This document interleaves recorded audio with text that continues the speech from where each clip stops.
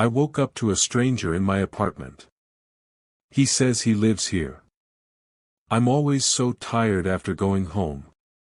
The fluorescent scream of the office lights still echoes behind my eyes, even here in the blessed dimness of the stairwell. I climb 3 flights, each step feeling like I'm dragging an anvil chained to my ankle. My key finds the lock on apartment 3B, my lock. The deadbolt thunks open. I shoulder the door in, smelling the faint, comforting ghost of last night's cheap instant noodles and the dusty warmth trapped inside. I don't even make it to the bedroom. The sagging, familiar embrace of my old couch in the living room calls out. I sink into it, the springs groaning their familiar complaint beneath my weight. The fabric smells faintly of dust and me as sleep drags me under. A few hours later, I jolt awake in terror as a hand grabs my shoulder and shakes me violently. Hey! Ichui, someone shouts. I jerk awake, gasping, disoriented. Silver moonlight cuts the room into sharp shapes and deep, pooling shadows. A man leans over me, his face gaunt with sweat in the gloom. His eyes are wide, wild marbles reflecting the weak light. Get up. What the hell are you doing in my apartment? His voice is a harsh rasp, cutting straight through whatever dream I was trapped in. Panic surges through me. I lurch upright, heart pounding. You're what? I blink hard, trying to steady my vision. No. No, this is my apartment. This is 3B. I live here. The man takes a step back, just enough to half merge with the shadows by the doorway. Are you out of your damn mind? I live in 3B.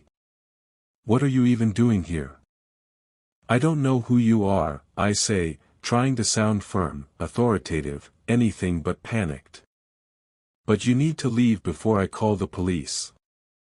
Oh, I need to leave. That's rich. You broke into my place and you're threatening me? I run a hand through my hair, eyes flicking to the hallway. Could I shove him out and lock the door? Could I grab my phone, where is my phone, and call someone? I take a cautious step toward him, hands half raised. Look, I don't know what this is, maybe you got the wrong floor or something, or maybe you're confused, but this is my apartment, all right? You don't live here. He stares at me. Then, with sharp, jerking movements, he points toward the kitchenette. Oh yeah? Then tell me that's your owl mug. I follow his finger. A chipped blue owl mug sits on the coffee table like a trap. I blink. That. I don't know. That's not mine. Damn right it's not, he snaps. That's my mug. And where's my sailboat painting? I had it right there. He jabs a finger toward the wall above the TV. Are you a thief? I turn. My faded Swiss Alps poster is gone. In its place, a garish print of a sailboat on water so blue it looks fake. Wait. I had a poster there. Mountains. Swiss Alps. I swear it was there. The man just stares at me, chest rising and falling fast. I hold up my hands like I'm warding off a wild animal. Okay.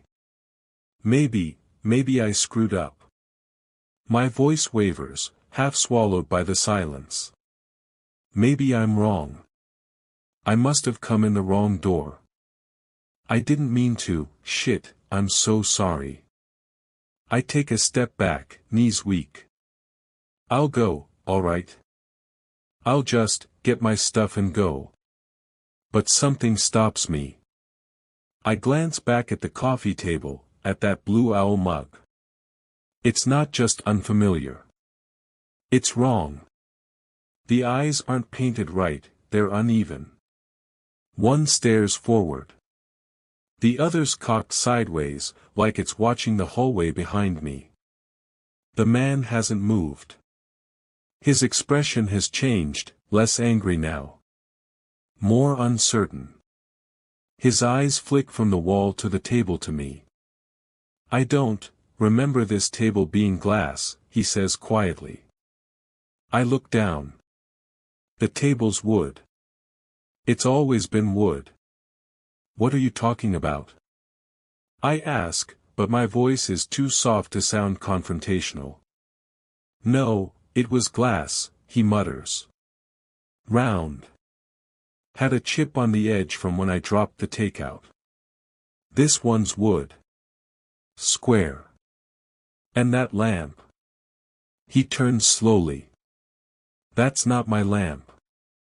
Something creaks in the bedroom. Neither of us moves.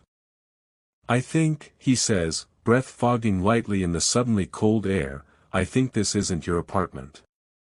Or mine. The frantic anger is gone, replaced by a mirror of my own icy fear. Keys, he rasps, digging into his pocket with trembling fingers. He pulls out a keyring. We need to get out of here. We'll figure out what the hell's going on outside. My own keys are cold, heavy lumps in my hand. We don't speak again. The silence is a suffocating presence, thick with the smell of decay and the unnerving feeling of being watched by the very shadows that cling to the walls. The hallway to the door seems longer than it should be. I take a step, and the carpet squelches faintly beneath my foot. I glance down. The floor looks the same. Beige, ugly, a little stained. But now I don't trust it. Behind us, the bedroom door creaks again, only this time it doesn't stop. It opens slowly, with the hush of breath sliding between teeth. He doesn't turn. Neither do I. Don't look back, he whispers. His voice shakes. Just walk. We move, inching forward. Every object in the living room seems shifted. The couch leans ever so slightly toward the wall, cushions caved in like something heavy just rose from them. The bookshelf is missing a shelf. My hand tightens around the keyring.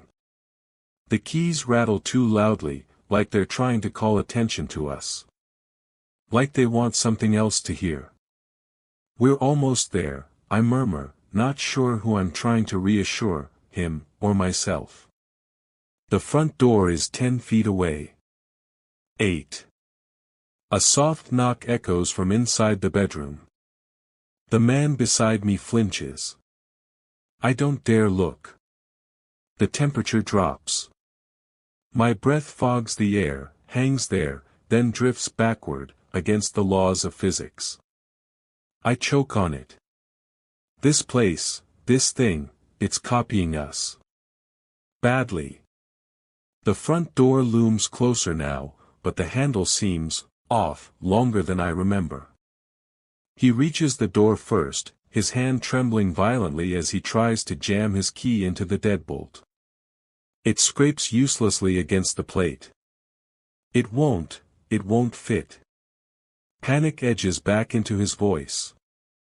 It should just unlock from inside. I hiss, my hand closing over the cold knob. I twist. It turns freely. Thank God. With a surge of desperate hope, I yank the door open. We stumble out together into the hallway, gasping lungfuls of stagnant, unmoving air. It tastes thick with dust and that same underlying damp decay. The hallway light fixture is shattered, glass shards glittering dully on the floor below. Weak, gray pre-dawn light filters from a grimy window at the far end, revealing a scene that stops us dead. The hallway is a ruin. Wallpaper hangs in long, moldering strips, revealing crumbling plaster underneath. The carpet is threadbare, stained with dark, unidentifiable patches, pulled up in places to show warped floorboards. Doors to other apartments hang askew on broken hinges, revealing glimpses of darkness within. Cobwebs thick as gauze drape the corners and ceiling. The air is frigid, smelling overwhelmingly of damp rot, mildew, and neglect. Utter, absolute desolation. This. The man beside me whispers, his voice cracking. This building, it's condemned. Look. He points a shaking finger towards a large, official notice nailed crookedly to the wall opposite my door, our door. Apartment 3B. The notice is faded, water-stained, but the bold red letters are unmistakable, condemned. Structurally unsound. Entry prohibited. My blood turns to ice. We both slowly turn to look back at the door we just emerged from. Apartment 3B. The wood is warped, the paint blistered and peeling. A thick layer of grime coats the surface, thick as old moss. The number, 3B, is barely visible beneath it, the brass digits green with corrosion. The keyhole looks rusted shut. It looks like it hasn't been opened in years. The man raises his hand, slowly, like lifting the key costs him something. I look down at mine. Both identical. Both for 3B. Both seemingly useless against the decayed reality before us, yet they worked moments ago. He meets my eyes. Our keys hang limp in our hands. The only sound is the frantic hammering of our hearts and the silence. And then the shadows behind the door shift.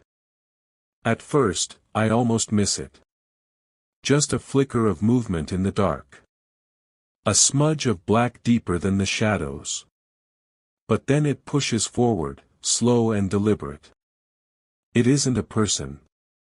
Not quite. The shape doesn't hold together right. Limbs bend where they shouldn't, joints jutting at broken angles.